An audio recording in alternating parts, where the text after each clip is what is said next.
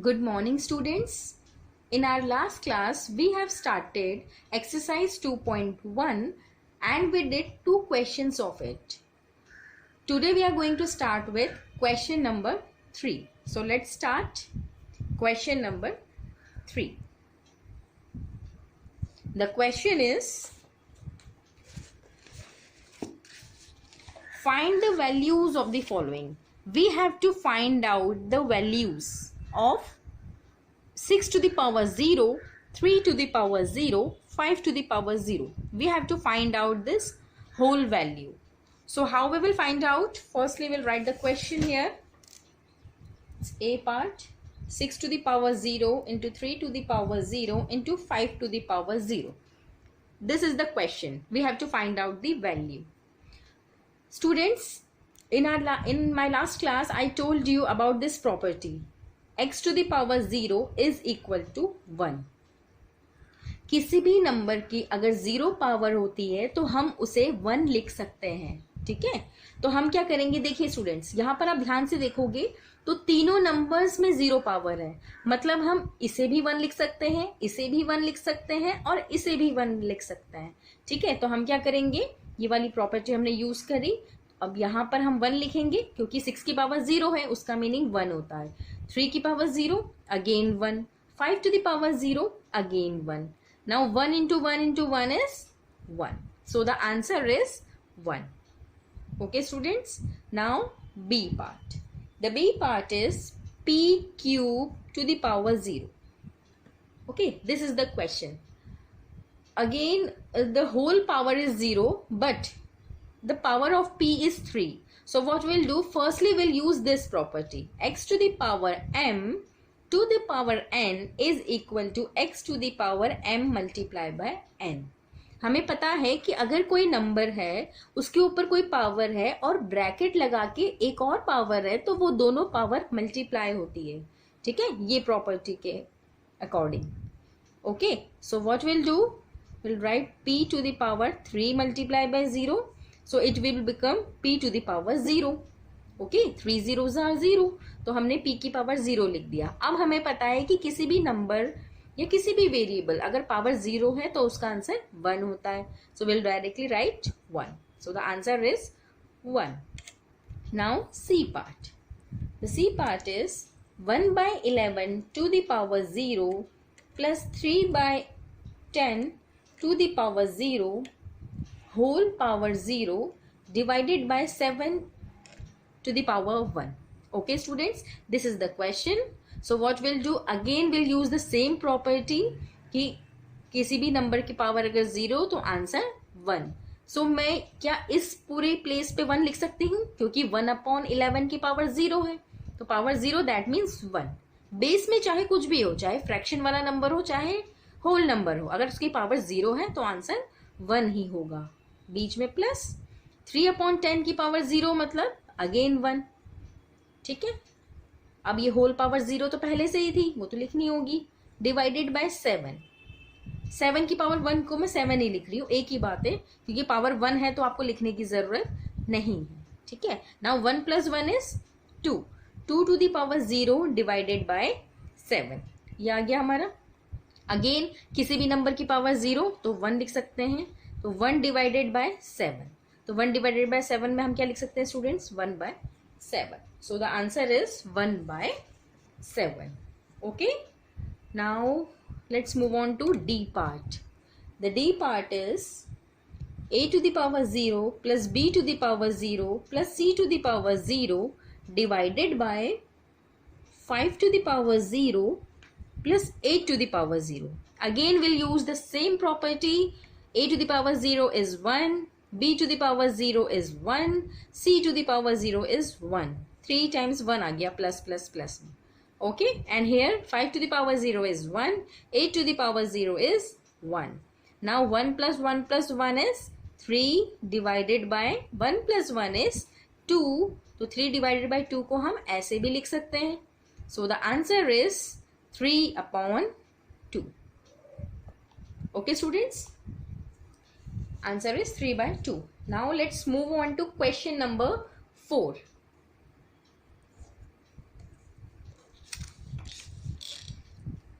question number 4, A part. What is given in the question? We have to simplify this.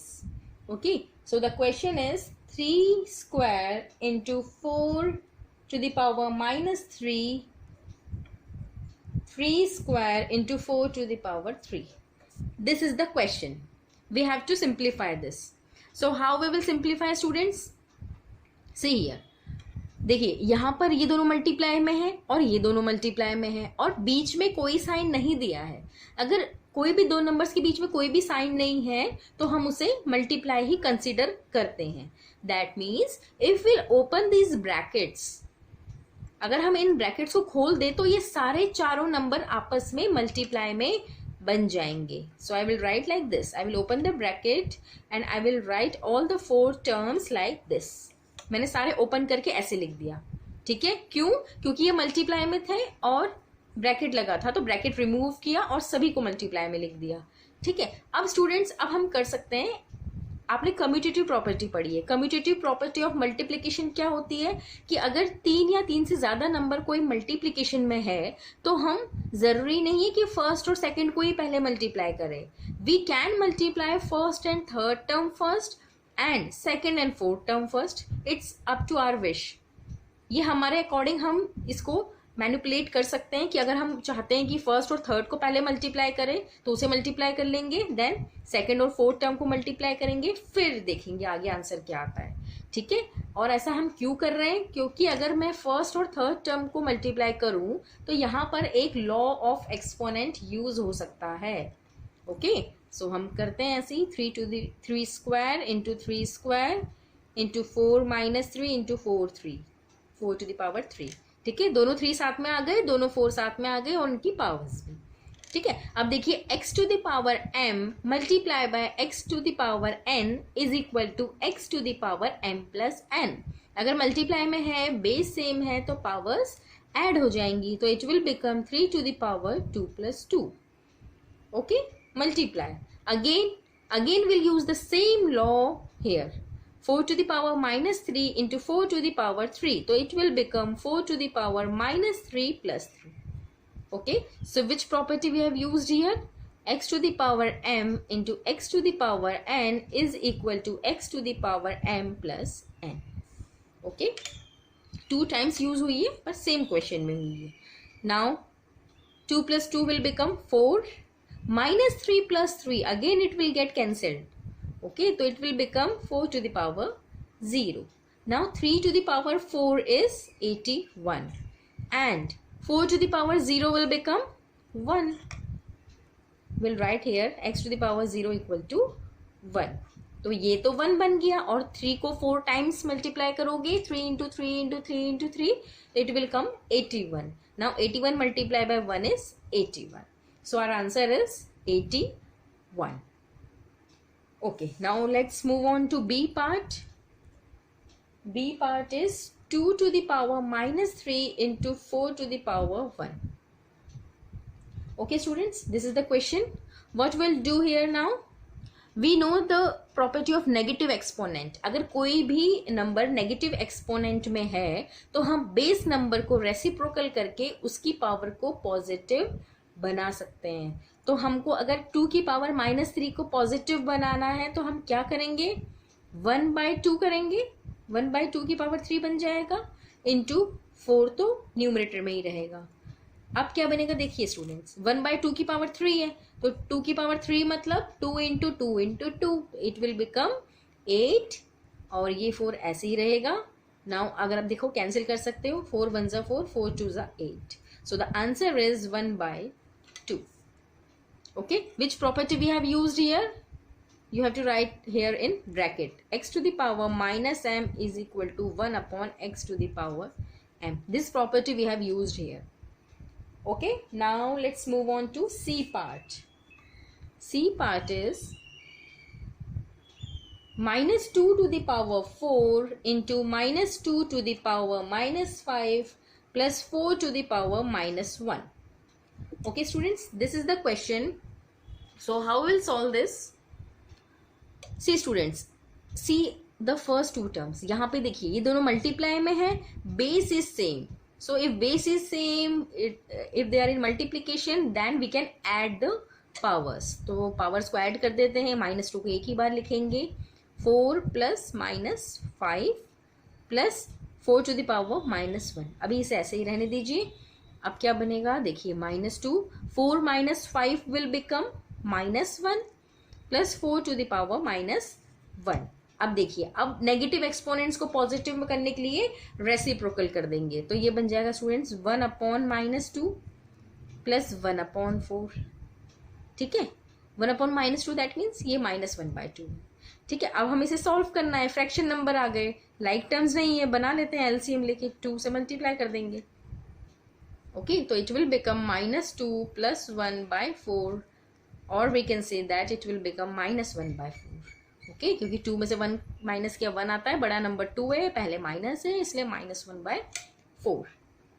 Okay, now let's move on to D part.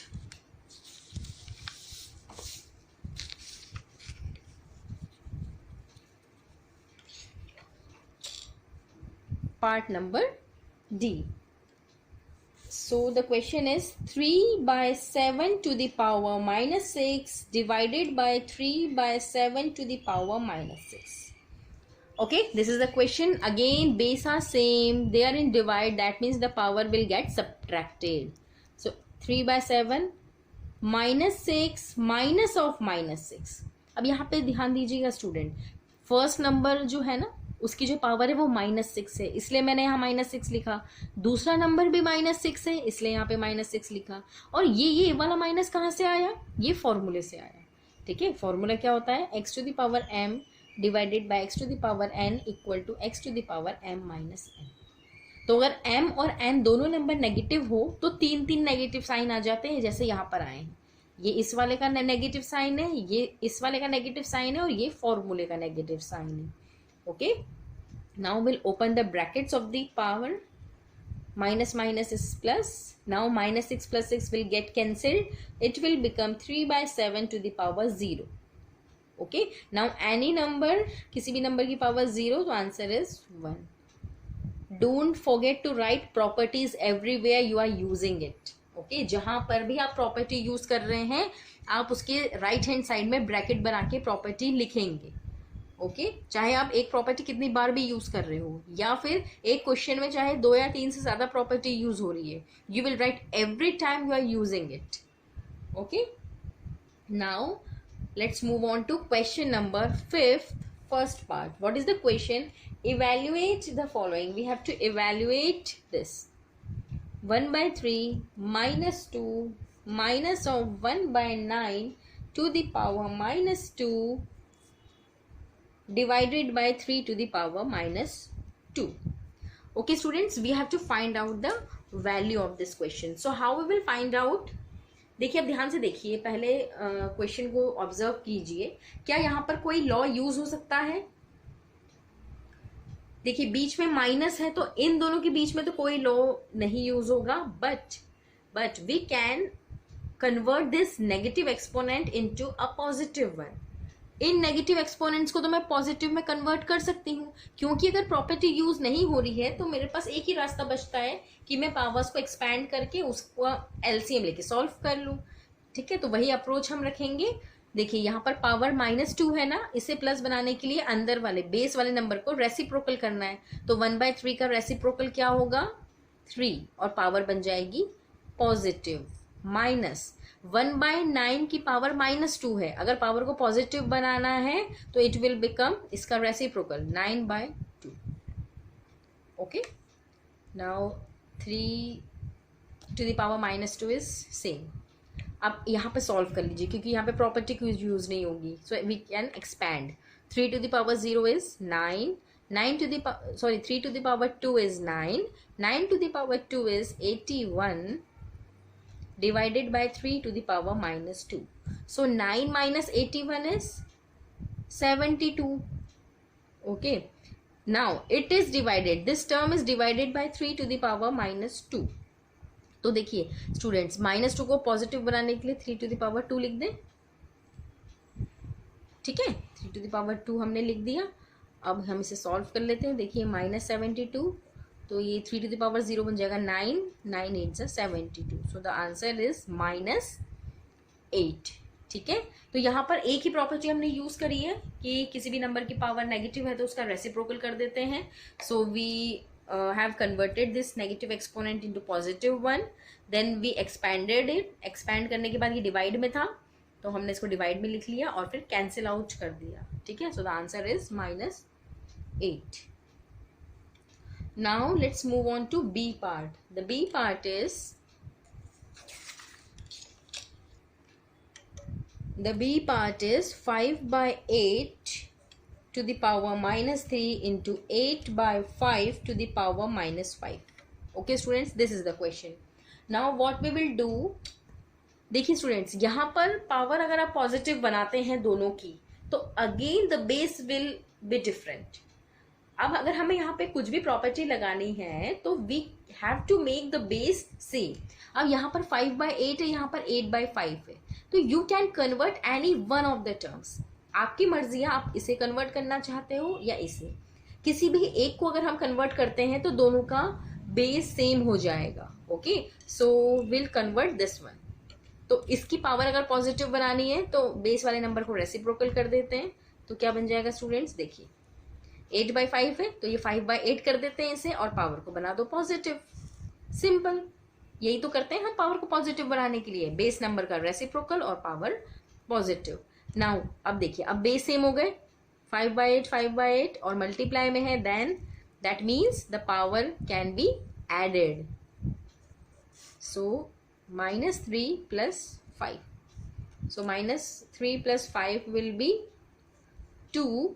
अब 2 है तो इसे expand करके लिख लेते हैं क्योंकि इवेल्युएट करने का बोला है क्वेश्चन में. तो 5 की पावर 2 मतलब 5 into 5, 8 की पावर 2 मतलब 8 into 8. It will become 25 by 64. Answer is 25 by 64. Which property we have used here?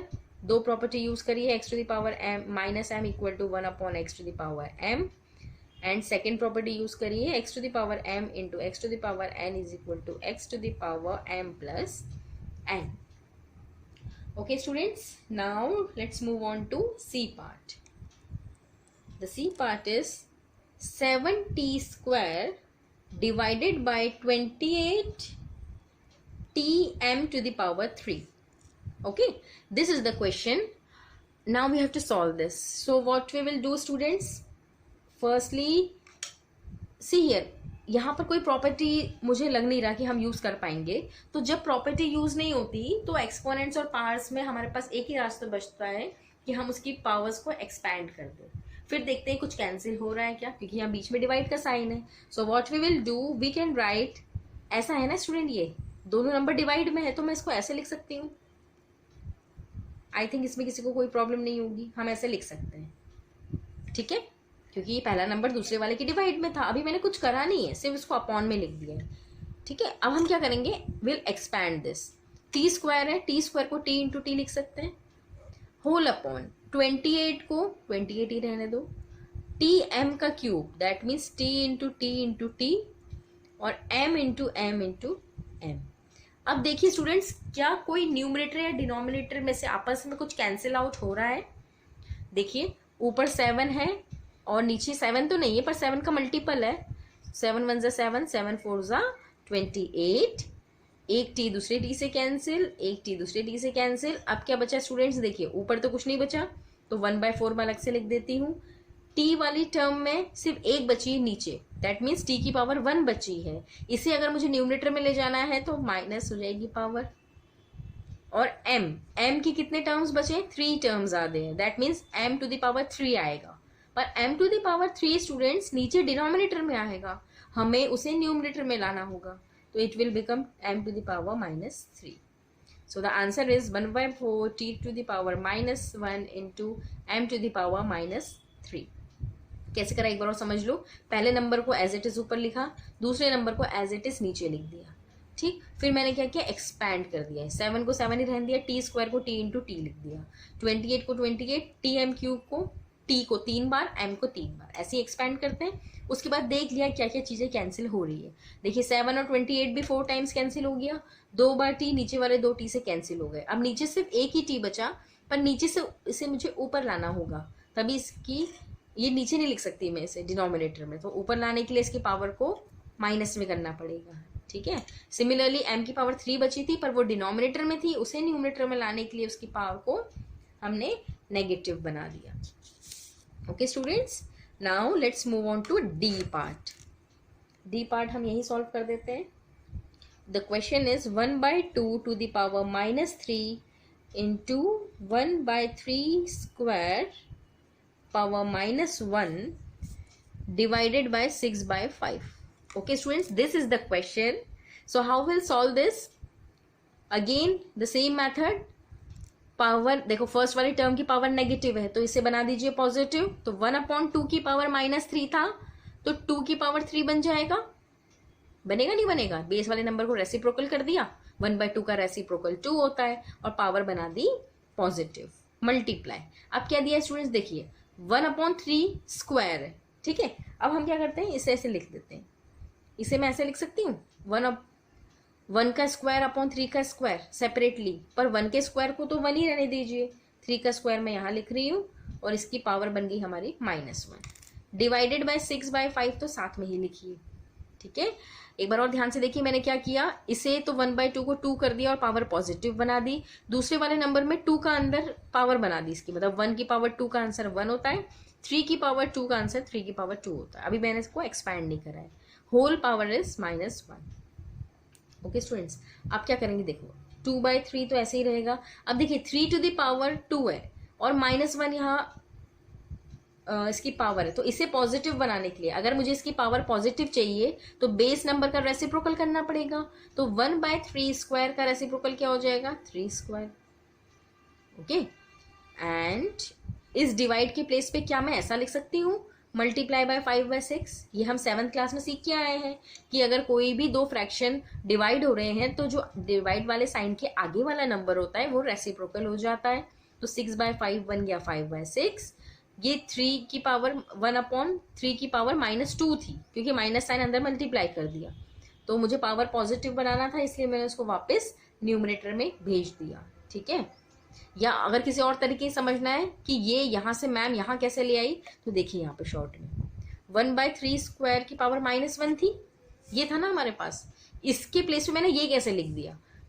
आप देखिए अंदर वाले नंबर में इसको ऊपर ले जाओ, ऊपर ले जाओगे तो पावर नेगेटिव, और ये वाली पावर तो नेगेटिव थी, दो पावर आ गई तो मल्टीप्लाई होती है, हमें पता है 2 1 2, माइनस माइनस प्लस। अब आ गया हमारे पास 3 स्क्वायर, यही लिखा है मैंने 3 स्क्वायर, ठीक है। अब क्या करते हैं, एक्सपैंड कर देते हैं। 2 की पावर 3 को होता है 8, क्योंकि 2 × 2 × 2, 3 की पावर स्क्वायर 3 स्क्वायर होता है 9 × 5/6। अब देखिए कुछ कैंसिल हो रहा है, 3 2 6, 3 3 9, 2 1 2, 2 4 8। So 4 multiplied by 3 multiplied by 5. So it will become 4 3 12, 12 5 60. So the answer is 60. Okay students, थोड़े से कॉम्प्लिकेटेड है, पहले आप कोशिश करा करो कि कोई लॉ लगाओ। अगर लॉ नहीं लग रहा है तो आपके पास लास्ट ऑप्शन बचता है एक्सपैंड करने का, तो हमने इसे एक्सपैंड करा और हमारा आंसर आ गया। तो स्टूडेंट्स आज हमने 5th क्वेश्चन तक सारे पार्ट्स कर लिए हैं। In our next class we'll start with question number 6. अगर किसी भी बच्चे को कोई भी डाउट है आज की क्लास में तो आप मुझसे पूछ सकते हैं। Okay students, have a good day.